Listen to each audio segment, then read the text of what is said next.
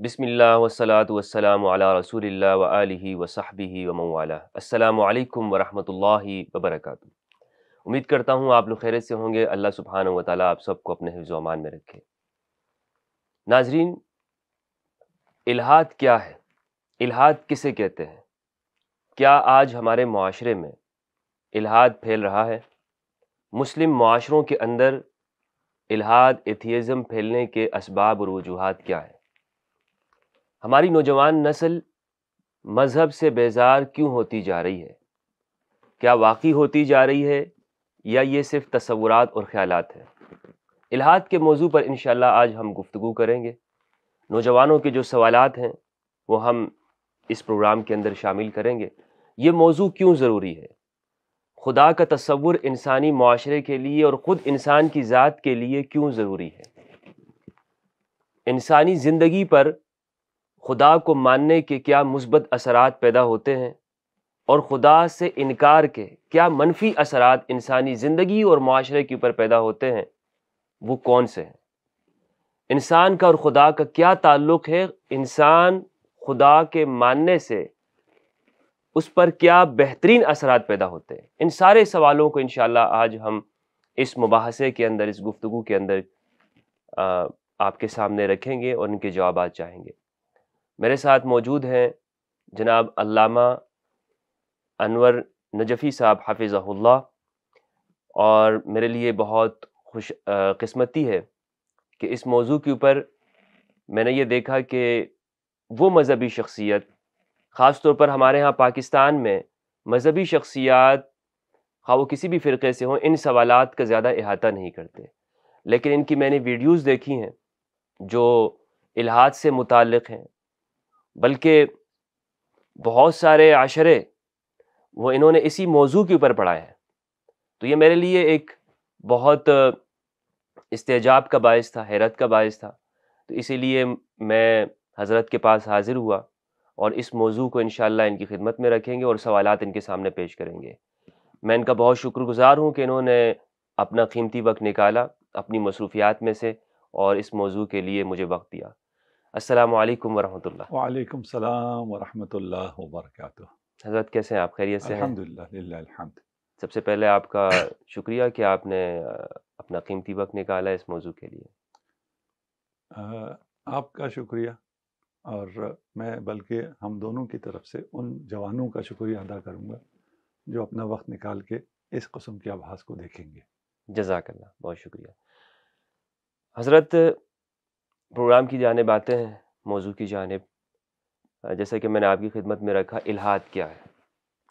سب سے پہلے تو ہمارے جو معاشرہ، یعنی ایک اسلامی معاشرہ ہے، اس حوالے سے کیا آپ یہ سمجھتے ہیں کہ ہمارا نوجوان وہ ہمارے ہاتھوں سے نکلتا جا رہا ہے اور اس کے سوالات مذہب کے اوپر آ رہے ہیں؟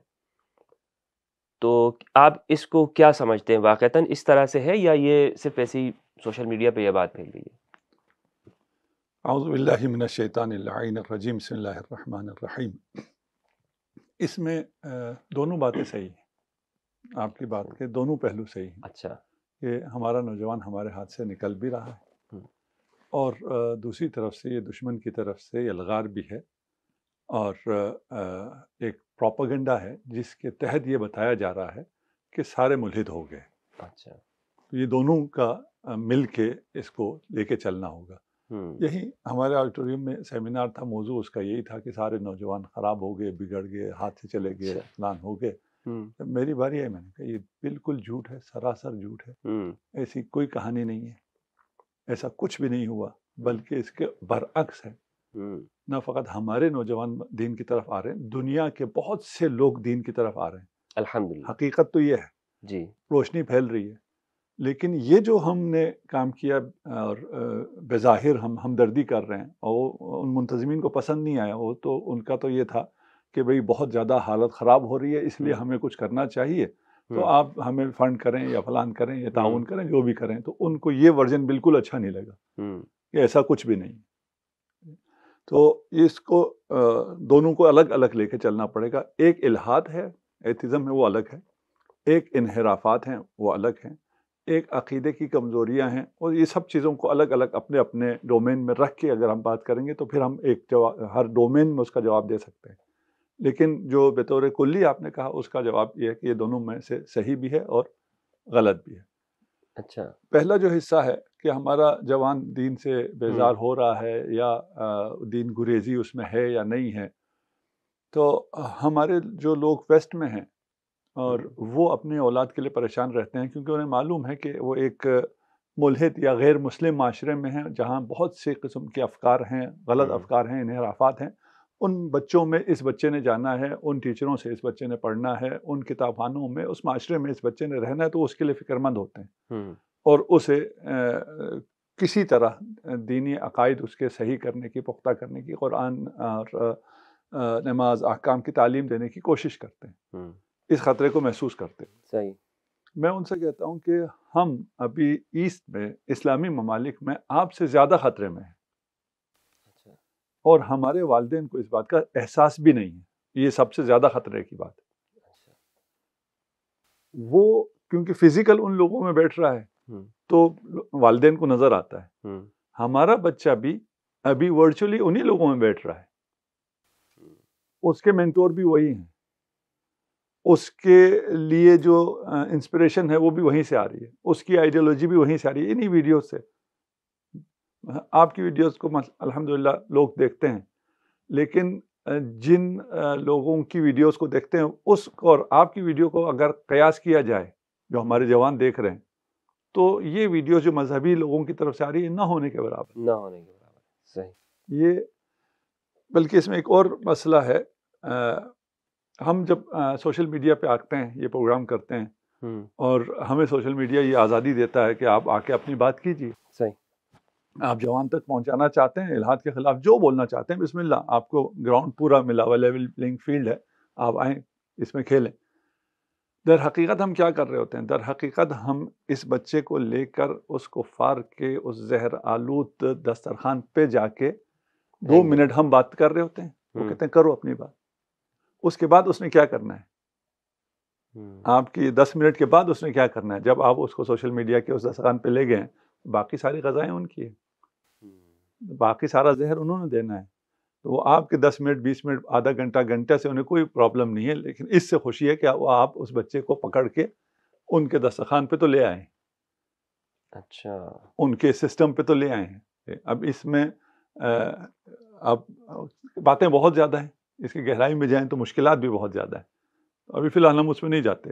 ہم صرف اتنا کہتے ہیں کہ کیونکہ الحادی نظریات یا دین کے خلاف کی باتیں آج کل سوشل میڈیا کے ذریعے اور بھی کافی ذرائع آ گئے ہیں، اس کے ذریعے مسلمان بچوں تک بھی پہنچ رہی ہیں. پھر آج کا بچے کو ایک اور بات یہ سمجھائی جا رہی ہے، اور صحیح ہے، اس میں کوئی غلطی مسئلہ بھی نہیں ہے، کہ بھائی تم نے تقلید نہیں کرنی، والدین نے کہہ دیا تو وہ نہیں ماننا. بلکہ والدین غلط ہوتے ہیں. آج کل یہ بات چلی ہوئی ہے، پاپا غلط ہوتا ہے، پاپا کو کچھ نہیں آتا. یہ میڈیا نے اور معاشرے نے یہ کیا ہے، اور آج کا بچہ نہیں مانتا. لیکن حضرت باپ باپ ہوتا ہے. باپ ہوتا ہے، لیکن باپ کو کل پتہ چلے گا کہ باپ ہوتا تو ہے، صحیح، لیکن بچہ باپ سے آگے نکل گیا. اور مخصوصاً اگر بچے پہ کسی اور کی آشیرواد ہو، کوئی اور اگر اس سے بڑا باپ اس بچے پہ ہاتھ رکھ دے، وہ کہتا ہے کہ میں سب کا باپ. تو باہر تھوڑا سا لائٹر موڈ میں، اس لیے تاکہ بچوں کو اس باتیں سمجھ میں آئیں. آج کل کے ان چیزوں کو، اللہ ہمیں سیاست سے ان چیزوں کو کوئی لینا دینا نہیں ہے، بچوں کو بات سمجھانے کے لیے ہم صرف اس کو شاید مثال کے طور پہ پیش کر رہے ہیں. اللہ ہمیں کوئی غرض نہیں ہے کوئی سیاسی باتوں سے. تو اس صورتحال میں ہمیں فکر مند ہونے کی ضرورت ہے کہ بچہ آج ہر چیز کو چیلنج کر رہا ہے، اور یہ بہت بڑی اپرچونٹی ہے اگر ہم سمجھیں. یہ بچے کا چیلنج کرنا بہت بڑی اپرچونٹی ہے، اور جس کی وجہ سے یہ پروپیگنڈا ہوتا ہے کہ الحاد بہت تیزی سے پھیل رہا ہے.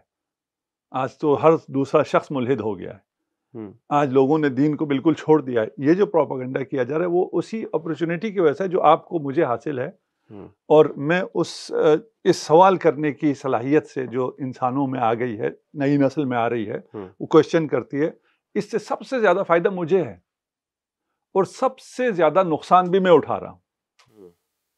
جس چیز سے مجھے سب سے زیادہ فائدہ تھا اس چیز سے میں سب سے زیادہ نقصان اٹھا رہا ہوں. اس کی وجہ پھر ہم گفتگو میں آگے چلیں گے تو گفتگو ذرا پیچیدہ نہ ہو جائے. تو یہ الحاد یا بے دینی پھیل رہی ہے، یہ بھی صحیح ہے. آپ کے بچے دین سے دور ہو رہے ہیں، یہ بھی صحیح ہے. اور دوسری طرف سب سے تیزی سے اسلام پھیل رہا ہے، یہ بھی صحیح ہے. یہ بھی صحیح ہے. سب سے زیادہ لوگ دین کی طرف اس زمانے میں آ رہے ہیں، یہ بھی صحیح ہے. تو یہ دونوں باتیں صحیح ہیں. اس میں دیکھنا ہے کہ ہم کہاں ہیں. یعنی خیر و شر کی دونوں قوتیں مکمل اپنی پوری اسپرٹ کے ساتھ کام کر رہی ہیں.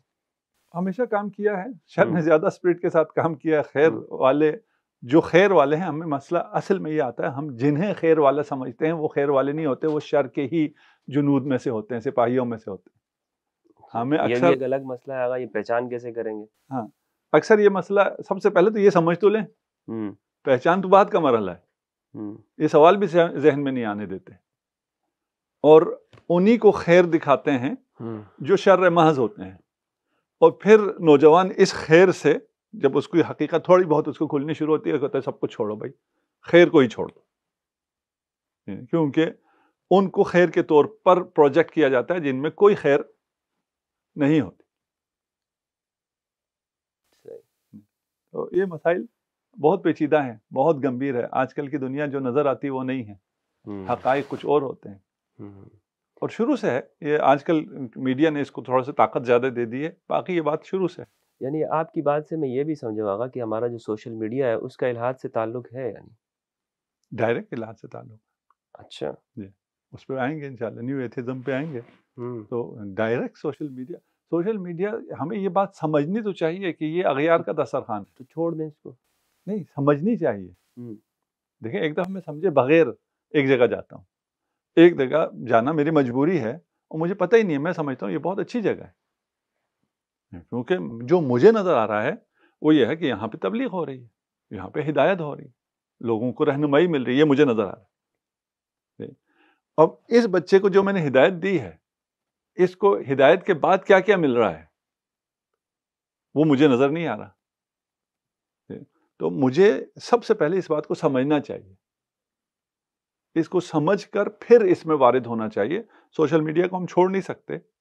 آج اگر ہم سوشل میڈیا کو چھوڑ دیں تو یہ میں نے پہلے کہا، یہ ہمارے لیے اپرچونٹی ہے جو کوشچن اٹھا رہے ہیں. تو اس اپرچونٹی کو ہمیں اویل کرنا چاہیے. یہ نہیں کہ ہمیں پھر جا کے خانقاہوں میں، غاروں میں نہیں بیٹھنا، ہم نے دنیا میں رہنا ہے. اور اس دنیا میں رہنے کے لیے ہمیں اس دنیا کو سمجھنا بھی ہوگا. اس دنیا کو سمجھ کے اگر ہم آگے چلیں گے، سوشل میڈیا کو سمجھ کے ہم آگے چلیں گے، ہمارے لیے کوئی مشکل نہیں ہے. اس میں جو بنیادی ہے، جو یہ کام آج آپ فرما رہے ہیں، آپ شروع سے کر رہے ہیں، آج سے مراد یہ جو ٹاپک ہے، اصل یہ ٹاپک ہے جسے ہم لوگوں نے بالکل چھوڑ رکھا ہے. بالکل، ہمارے مذہبی علماء اس کے اوپر کوئی گفتگو نہیں کرتے.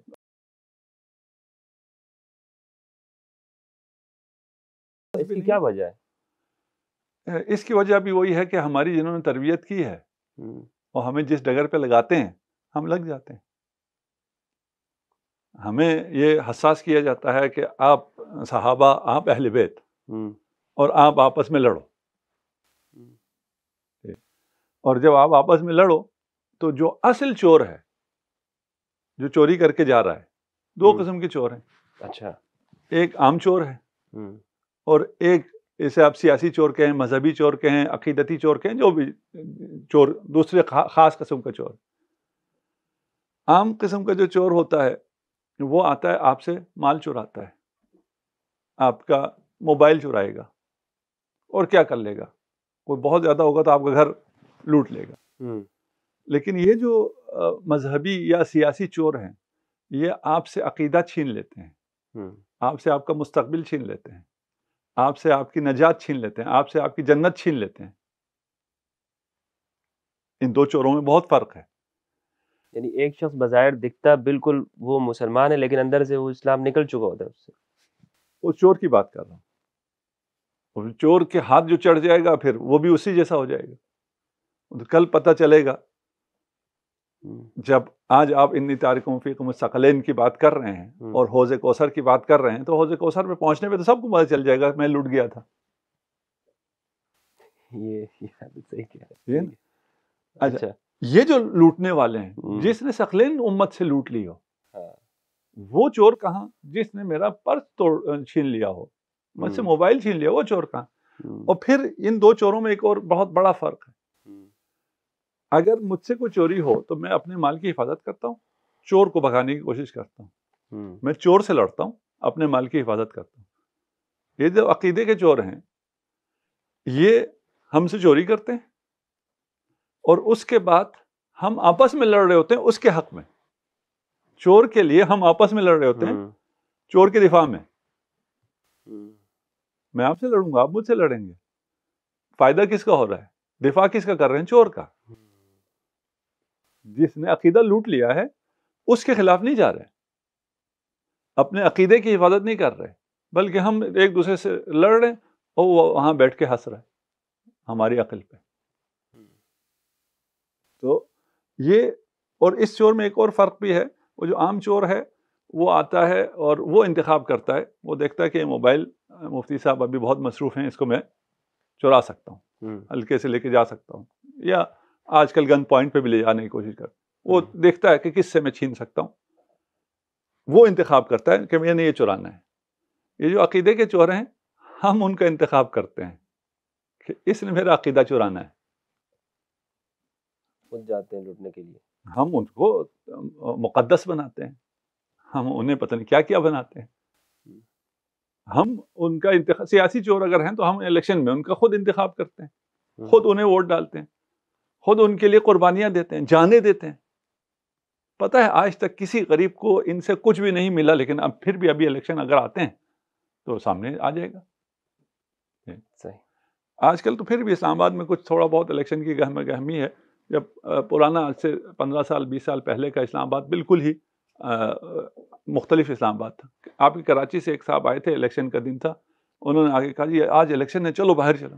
الیکشن ہے تو کیا ہوتا ہے, ہمیں پتہ ہی نہیں تھا, بہت ینگ ایج میں تھے. تو وہ جی الیکشن میں تو بڑا گہمی ہوتی ہے, اور پتہ نہیں وہ پولنگ اسٹیشنز پہ شربت چل رہا ہوتا ہے, کیا چل رہا ہوتا ہے, فلان چل رہا ہوتا ہے. اچھا ایسا کچھ ہوتا ہے, چلو وہی چلتے ہیں. ہم اپنے سیکٹر کے چند جگہ گھومے, نہ کوئی بندہ تھا, نہ کوئی بندے کی ذات, نہ کوئی الیکشن تھا, وہ خالی وہ پولنگ بوتھ پڑے ہوئے تھے, کوئی گہمی کچھ بھی نہیں تھا. تو یہ ہم اتنی ادھر ایلیٹ کی بات کر رہا ہوں جہاں آ کے لوگوں نے حکمرانی کرنی ہے, ان کا یہ حال, جنہیں کچھ بھی نہیں ملنا, جنہیں پینے کا پانی بھی نہیں ملنا, وہ وہاں کتنا لڑتے ہیں اسی الیکشن پہ, اسی ان کی حفاظت کے لیے, ان چوروں لٹوروں کی حفاظت کے لیے ہم آپس میں لڑتے ہیں. ایک قصاب کی ایک کہانی, اور تھوڑا سا لائٹر موڈ کے لیے. ایک قصاب کی دکان پہ ایک شخص نے آ کے اسے لڑنا شروع کر دیا. راہگیر گزر رہا تھا, اس نے بچانے کی کوشش کی, اس نے اس کو چھوڑ کے اسے مارنا شروع کر دیا جو بچانے آیا تھا. تھوڑی دیر میں قصاب کہتا ہے بھائی تم نے لڑنا ہے تو میری دکان سے ذرا ہٹ کے لڑو. تو یہ جو عقیدے کے چور ہیں یہ بیٹھ کے ہنس رہے ہیں اور ہم لوگ لڑ رہے ہیں. یعنی یہ تو میرے اس سوال کا جواب ہو گیا کہ آخر ہمارا مذہبی طبقہ ان موضوعات کو ڈسکس کیوں نہیں کرتا. دوسرا یہ کہ کیا ہمارا جو, جس طرح آپ نے سوشل میڈیا کے حوالے سے بات کی, ہمارا بچہ اسے یہ معلوم ہے کہ مغرب جو دکھاتا ہے سپر سٹارز موویز کے اندر جو بناتا ہے وہ ہمارا بچہ اس سے واقف ہوتا ہے. تو کیا الہادی جو فکر ہے وہ ہمارے بچوں کو سوشل میڈیا کے ذریعے سے جانے انجانے میں آ رہی ہے اس طرح؟ یقیناً آ رہی ہے. یہ ہے ہی الہاد کے لیے بچھایا ہوا دسترخوان ہے. سوشل میڈیا کے ذریعے الیکٹرانک میڈیا, پرنٹ میڈیا, جو جہاں جو بھی ہے, اور اس کے علاوہ بھی جو گروپس ہیں اور بہت سی انہوں نے کلبس بنائے ہوئے ہیں, تنظیمیں بنائی ہوئی ہیں, میگزینس ہیں, جو بھی آپ تصور کریں, ایک بہت بڑا دسترخوان ہے اور ایک بہت بڑا ٹریپ ہے, اور ہر طرف سے ٹریپ کر رہے ہیں انہیں تاکہ یہ دین کی طرف نہ آئے.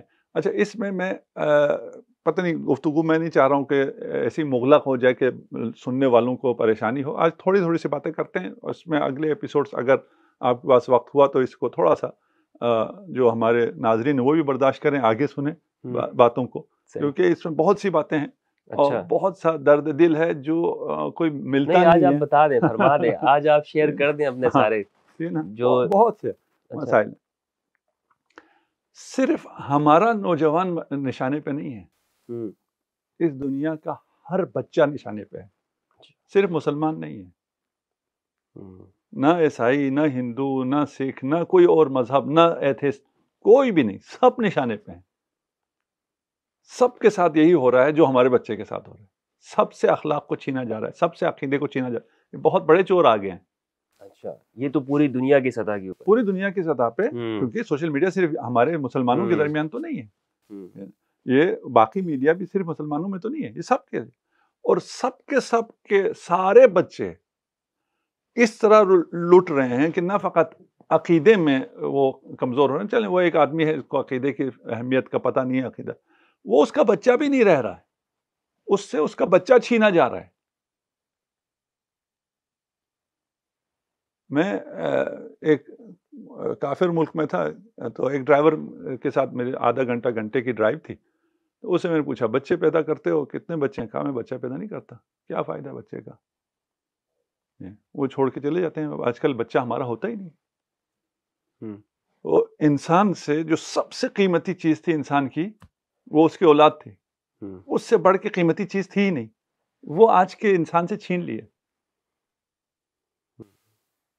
مجھے ابھی تک وہ تعجب ہے، اس پہ ابھی بھی میں کام کر رہا ہوں، جاپان میں تھا، وہاں ایک ریلیجیس وہ تھے، عالم دین تھے، انہوں نے کہا کہ آپ جو اسلام کی بات کرتے ہیں اور غیر فطری باتوں کو فطری کہتے ہیں، آپ اپنے کلچر کو، مثلا کہا ماں کی بچے سے محبت، ماں کو بچے سے کوئی محبت نہیں ہوتی، ماں کو بچے سے نفرت ہوتی۔ یہ تو مجھے ابھی بھی سمجھ میں نہیں آئی، یہ تو حیوانوں میں بھی ہے، حیوان بھی اپنے بچے کے لیے جان دے دیتی، وہ غریزہ حیوانوں میں بھی ہے، انسانوں میں آ کے وہ فطرت ہے، اور آپ اسے فطری ہی نہیں مانتے، وہ بے ضد رہے کہ نہیں بھائی، کم از کم ہماری ماؤں کو اپنے بچوں سے شدید نفرت ہے۔ بچے سے ماں چھین لی ہے، ماں سے بچہ چھین لیا، باپ سے بچہ چھین لیا، یہ سارے انسانوں کے ساتھ، یہ صرف ہم ان کے اپنی بات نہیں کر رہے، ہم ابھی تھوڑا سے محفوظ ہیں کیونکہ ہمارے پاس چیزیں زیادہ ہیں، وہ 2-4 چیزیں چھیننے کے بعد ہم سے یہ نوبت آئے گی بچہ چھیننے کی۔ اور یہی میں آپ کو اپنے شہر کی مثال دیتا ہوں، یہ ہمارے پوش ایریاز ہیں، ان میں بڑے بڑے گھر ہیں، ان میں بوڑھا بوڑھی یا ایک بوڑھا رہتے ہیں، بچے سارے ویسٹ میں۔ آپ نے اتنا بڑا گھر اور یہ اولاد اور یہ سب کیا کرنا تھا اگر 4 نوکروں پہ آپ نے پلنا تھا؟ کسی صاحب کے ہم گھر کے کوئی کسی کام سے، انہوں نے 2 گھنٹے ہاتھ تھامے رکھا، چھوڑا نہیں کہ کوئی انسان ملا ہے اتنے دنوں بعد بات کرنے کے لیے۔ بزرگ تھے، اب ہاتھ تو میں نہیں چھوڑا سکتا تھا ان سے، لٹرلی جب ان کو پتا چلا میں 2-3 دفعہ کہا میری کمٹمنٹ ہے، میں جانا ہے، تو انہوں نے ہاتھ پکڑ لیا کہ کوئی تو میرے ساتھ بیٹھ کے گفتگو کرے۔ تو سب کچھ چھینا جا رہا ہے۔ سوال یہ ہے کہ کیوں، آخر اس کے پیچھے پلان کیا ہے، ان کو خطرہ کیا ہے؟ ان سب کے جوابات آنے چاہیے، ان پہ گفتگو ہونی چاہیے۔ جو درد دل میرا ہے، ہم اس پہ گفتگو تک بھی نہیں کر رہے، سوچ بھی نہیں رہے، کہیں ہمیں اس قسم کی باتیں سنائی نہیں دیتی۔ ٹھیک حضرت، یہ تو ہو گیا وہ اثرات جو ہمارے معاشروں کے اوپر اس فکر کی وجہ سے پڑ رہے ہیں۔ یہ فکر بنیادی طور پر جسے ایتھیزم کہتے ہیں یا الحاد کہتے ہیں، اور ہمارا نوجوان وہ اس سے متاثر ہو رہا ہے، ہمارا معاشرہ اسے پتہ بھی نہیں ہے۔ ذرا اس کو تھوڑا ڈیفائن کیجیے گا کہ یہ فکر ہے کیا، کون سی چیزیں اپنی ساتھ لا رہا ہے، کون سے اس کی فکر کیا ہے، اس کی ڈیفینیشن کیا ہے؟ اچھا، اس میں آپ ارشاد فرمائیں گے انشاءاللہ کہ یہ ہے کتنے اقسام نا، ہمارے جوان کو تو پتہ نہیں، اسے ایک ایتھیزم یا الحاد سنا ہوا ہے، جاہلیت سنی ہوئی ہے، اس کے بعد اسے خود بھی یہ پتہ نہیں ہے کہ یہ کیا ہے۔ اور بہت سے وہ جوان جو اپنے آپ کو ایتھیسٹ سمجھتے ہیں، ان نظریات کو سننے کے بعد جو ناقابل قبول ہیں، ان کو جب وہ قبول نہیں کرتا ہے، مذہبی حلقوں کی طرف سے کچھ چیزیں پیش کی جاتی ہیں جو قابل قبول نہیں ہیں، وہ اس کا جب انکار کرتا ہے، وہ سمجھتا ہے میں ایتھیسٹ ہو گیا۔ اچھا بھائی تم موحد ہوئے ہو، موحد ہو گیا، یہ ناقابل تصدیق چیزیں ہیں، ناقابل تصدیق چیزوں کا انکار موحد ہونا ہے، یہ ملحد ہونا نہیں ہے۔ اس سے آپ ایتھیسٹ نہیں ہوتے۔ وہ بیچارہ ادھر پریشان رہتا ہے کہ بڑوں نے تو یہ کہا تھا، ہماری بڑی کتابوں میں تو یہ تھا، ہمارے اسلاف تو یہ کہتے تھے اگر اس کو نہ مانوں یہ مانا نہیں جا سکتا. تو اب میں کیا ہو گیا, میں ملحد ہو گیا ہوں. وہ بیچارہ بڑے پریشانی میں آ جاتا ہے. اور مخصوصاً ہمارے ہاں الحمدللہ سب کانٹیننٹ میں دینداری بہت زیادہ ہے الحمدللہ. اور ہم نے بہت سے اقوام کے ساتھ زندگی کی ہے, ان کے درمیان رہے ہیں, ان کے ساتھ مکالمہ کیا ہے, ان کے ساتھ تعلیم حاصل کی ہے. اتنا زیادہ فطری طور پر خدا سے دین سے محبت شاید کسی قوم کو ہو جتنی ہماری قوم کو ہے. یہاں جو ایتھسٹ ہو بھی جاتا ہے اپنے خیال سے, وہ اس کا زعم باطل ہوتا ہے کہ میں ملحد ہو گیا ہوں, ایتھسٹ ہو گیا ہوں. وہ بھی ان باتوں کو زبان پہ لانے سے بہت کتراتا ہے جس کا لازمہ خدا کا انکار ہو. وہ نہیں, اس کا انکار نہیں کرتا. وہ بہت جو حملے کر رہا ہوتا ہے مولویوں پہ کر رہا ہوتا ہے کہ مولوی ویسے ہیں, یہ ویسے ہیں, اسلام کا یہ حکم ویسا ہے, اسلام کا وہ حکم ویسا ہے, تم ایسے ہو, تم ویسے ہو. اچھا, مولویوں پہ جو لوگ حملے کرتے ہیں ملحد ہوتے ہیں ویسے؟ نہیں, اس کا خیال ہوتا ہے. اچھا, اس کا خیال یہ ہوتا ہے کہ میں کیونکہ ملحد ہو گیا ہوں, آتے ہیں مولانا میں ملحد ہو گیا ہوں. کیوں ملحد ہو گیا؟ اس میں یہ, بھائی تم ملحد ہوئے, تم تو کہتے ملحد ہوتے یعنی خدا نہیں ہے. جب خدا نہیں ہے, قرآن نہیں ہے, رسول نہیں ہے, تو مولوی کدھر سے آ گیا؟ اس پہ کیوں اعتراض کر رہے ہو؟ ٹھیک ہے نا, آپ اس پہ اعتراض کر رہے ہیں. یہ تو کوئی کسی کھیت کی مولی ہی نہیں. اس کو تو چھوڑ دیجیے نا, اس کو رہنے دیجیے. آپ کے ساتھ میں بھی, جو مولویوں کو آپ نے جو کچھ کہنا ہے میں بھی آپ کے ساتھ کہتا ہوں. اس کا کیا ربط ہے کہ خدا ہے یا نہیں؟ اچھا, وہ سے کہ تم آئیں اس پہ بحث کرتے ہیں خدا ہے یا نہیں ہے, وہاں اس کی زبان چلتی ہے. یہ باقی اقوام میں نہیں ہے, ہماری قوم میں ہے. اچھا, وہ جو کہتا ہے یہ کہہ دیتا ہے کہ میں ملحد ہوں, میں خدا کا انکار کرتا ہوں, یہ سب نہیں ہے. کیوں نہیں ہے؟ وہ پھر مولویوں پہ آ جاتا ہے, مسلم معاشروں پہ آ جاتا ہے. ہمارے جو سوشل میڈیا پہ میں نے جب اس پہ تھوڑا سا کچھ مجالس پڑھنی تھی اور کچھ بیانات دینے تھے, لیکچرز کرنے تھے, تو میں نے سنا کہ بھئی ہمارے لوگ کیا بولتے ہیں الہاد کے لیے. کچھ تو تھوڑا بہت بول رہے ہیں سوشل میڈیا پہ بھی. وہ تقریباً سارے ملحدین کی حمایت میں بول رہے ہوتے ہیں, خود رد کر رہے ہوتے ہیں. کیسے؟ وہ رد کرتے ہیں ان اشکالات کو مان کے. وہ کہتے ہیں جی مسلمان ایسے ہیں, یہ اتنے خودکش حملہ, اور یہ انہوں نے یہ کیا, یہ اتنا فساد, اتنا کرپشن, تو اس وجہ سے خدا نہیں ہے. یہ بھی اس کو مان رہا ہوتا ہے کہ ہاں یار یہ تو ہے, ٹھیک ہے نا, اگر اس کو دیکھا جائے تو اس کی بات تو صحیح ہے. وہ جہاں الجھانا چاہتا ہے, اس پہ ہم آئیں گے انشاءاللہ کہ ملحد آپ کو کہاں الجھانا چاہتا ہے. اچھا, اور ملحد کا اصل سوال کہاں پہ ہونا چاہیے. وہ مقام ثبوت, مقام اس بات, اگر وہ بات وہاں تک پہنچی, اس کو انشاءاللہ تفصیل سے بیان کریں. وہ ہمیں اس بات میں بھی نہیں, اس بات کے لوازم میں پھنسانا چاہتا ہے. لوازم تو اتنے زیادہ ہیں کہ آپ ادھر بحث کرتے رہیں, اور اس میں مشکلات بھی آ جاتی ہیں. آپ اگر الہاد سے, ایتھسٹ سے بات کرتے ہوئے یا ایتھزم کو رد کرتے ہوئے یہاں پھنس گئے, تو آپ ایتھزم کی مدد کر رہے ہیں, کیونکہ وہ چاہتا ہے آپ ادھر پھنس جائیں. یہاں سے آپ نہیں نکل سکتے. آپ اپنے مولویوں کی اور بابوں کی اور فلان کا دفاع نہیں کر سکتے ہیں. بھائی سیدھا خدا پہ آ جاؤ, وہاں وہ انکار نہیں کر سکتا ہے. تو بہرحال یہ درد بہت ہے. تو خدا کے وجود پر ہمارے ہاں جو دلیل دی جاتی ہے, ہم یہ بات کرتے ہیں ملحد سے گفتگو کرتے ہوئے کہ تم کہہ رہے ہو کہ خدا نہیں ہے, تو کس طرح سے نہیں ہے, یعنی تمہارے پاس کیا دلیل ہے؟ حالانکہ دلیل تو ہمیں دینی چاہیے نا, کہ اگر خدا ہے تو ہم دکھا دیں کہ جناب ہاں یہ ہے, نظر آ رہا ہے یہ خدا ہے. ہم اس سے کیوں مطالبہ کرتے ہیں؟ ٹھیک ہو گیا. یہ بھی ملحدین کا طرف سے یہی ہے نا کہ بھئی اگر خدا ہے تو ہمیں دکھا دو. کسی ملحد لازمی بات ہو گئی, جیسے ہم یہ کہتے ہیں میں ہوں تو میں دکھ رہا ہوں, تو وہ یہ کہہ رہے ہیں اگر آپ کہتے ہو کہ خدا ہے تو آپ دکھا دو. اگر آپ یہ کہتے ہو کہ انسان کھانا کھاتا ہے تو میں آپ کو کہوں گا چلے کھا کے دکھا دیں, یہ آپ کا ایک دعویٰ ہے تو آپ کھا کے دکھا دیں گے. انسان پانی پیتا ہے, میں پی کر دکھا دوں گا. آپ کہتے ہیں کہ یہ زمین و آسمان خدا نے بنائی, تو دکھا دیں ہمیں. اچھا, میں پہلے اسی کو نہیں مانوں گا جو آپ نے کہا ہے نا کہ اگر کوئی پوچھتا ہے کہ انسان کھانا کھاتا ہے یا پانی پیتا ہے تو پی کے دکھاؤ تو میں مانوں گا, ٹھیک ہے نا. میں گفتگو انسان سے کر رہا ہوں نا, اس سے میں پی کے نہیں دکھاؤں گا. فطری ہے پانی پینا. پانی پینے کی ثبوت کے لیے مجھے پانی پی کے دکھانا نہیں پڑے گا. یعنی اگر کسی چیز کا ہم دعویٰ کرتے ہیں تو اس کو ثابت ہم کر دیتے ہیں دنیا میں. نہیں ایسا نہیں ہے نا. اچھا میں کہہ رہا ہوں جو فطری ہیں انہیں ثابت نہیں کیا جاتا ہے, اور فطریات پر کوئی سوال بھی نہیں اٹھاتا. کوئی بھی آ کے اگر آپ کو چیلنج کرے کہ بھئی انسان پانی نہیں پیتا, آپ ثابت کریں انسان پانی پی سکتا, آپ پانی پی کے دکھائیں گے اس کو؟ کبھی پی کے نہیں دکھائیں گے. آپ اس کی عقل پہ ہنسیں گے. صحیح. آپ جمہور کے لیے بات کر رہے ہیں نا, ان سے کہیں گے اس کو دیکھو بھائی یہ کیا باتیں کر رہا ہے, آپ پی کے نہیں دکھائیں گے. اگر آپ پانی پی کے دکھائیں گے, میں وہی بات کر رہا ہوں, پھر آپ اس کی مدد کر رہے ہیں. اچھا بھئی یہاں سوال ہوتا ہی نہیں ہے. اور آپ جس مرضی کو آپ اس کو کہیں نا, آپ مثلا ویڈیو پہ فرض کر لیجیے میں کہہ رہا ہوں آپ کو پانی انسان نہیں پیتا. یہ جو میرے لیے بہت مشکل تھی, میں نے کہا جاپان میں انہوں نے کہا ماں بچے سے محبت نہیں کرتی. میں نے اس کو کوئی وہ لا کے نہیں دکھایا, میں نے اسے کوئی نمونے لا کے نہیں دکھائے کہ فلاں جگہ فلاں ماں فلاں بچے سے اتنی محبت کرتی.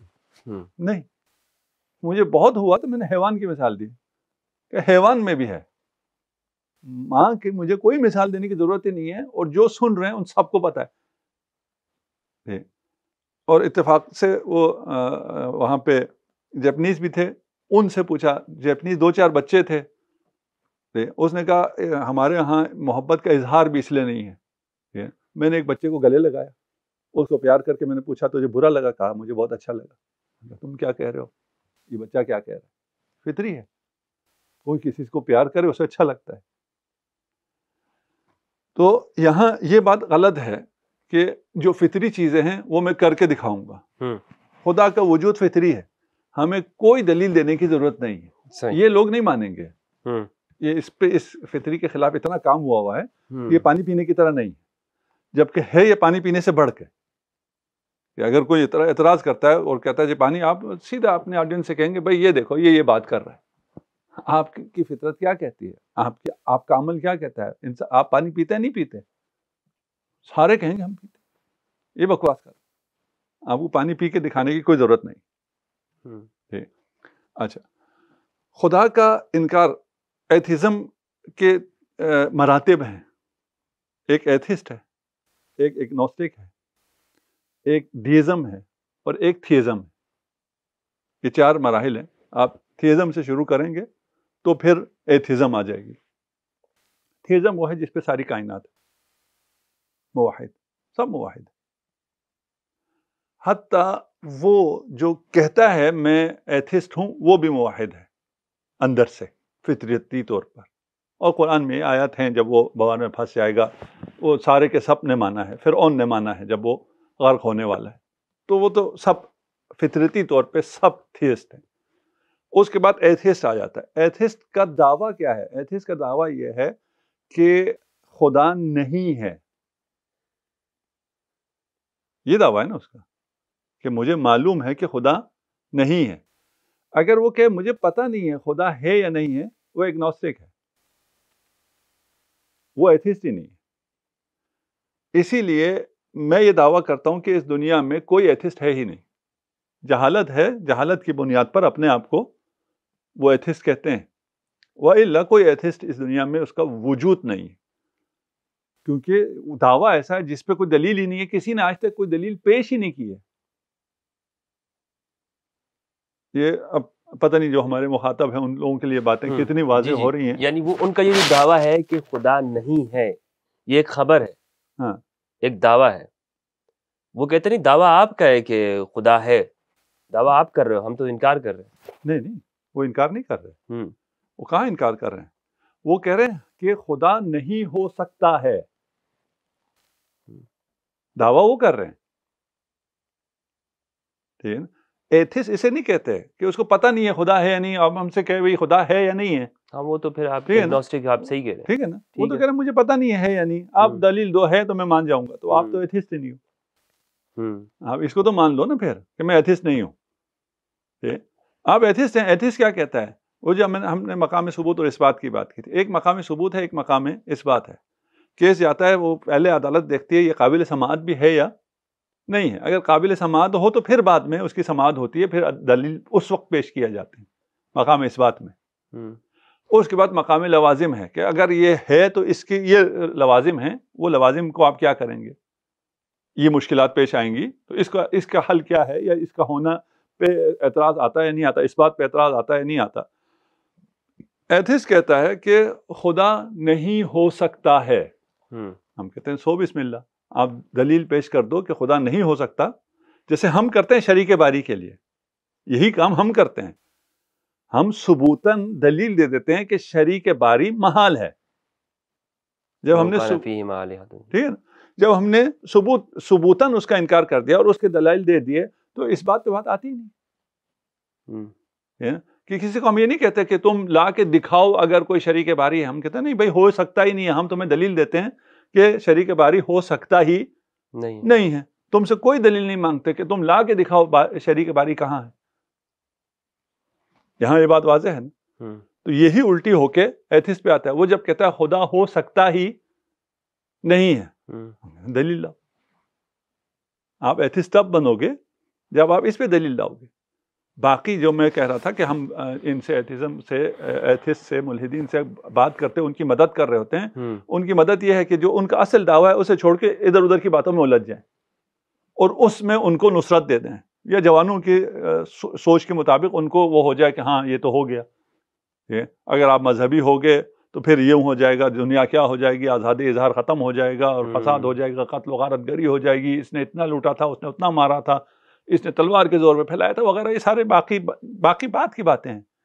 ابھی آپ مقام ثبوت میں آ جائیں۔ مقام ثبوت میں کیا ہے؟ خدا نہیں ہو سکتا ہے، امپاسبل، ممکن ہی نہیں ہے کہ خدا ہو، یہ ایتھزم ہے۔ بسم اللہ دلیل پیش کریں۔